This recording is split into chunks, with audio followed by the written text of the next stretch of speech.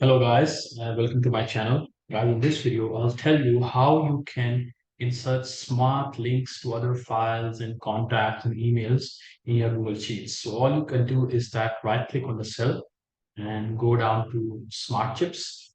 And here you can select any of the options. If you want to select some emails, some other files, places, calendars, finances, etc. So let's suppose I want to insert another file link.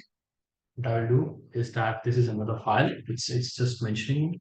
So I will write also mention here. I will enter it. So it's nice and easy.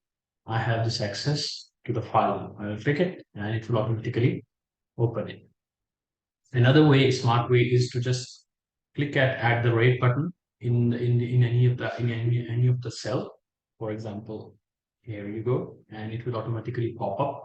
And now you can type it. Let's suppose to mention.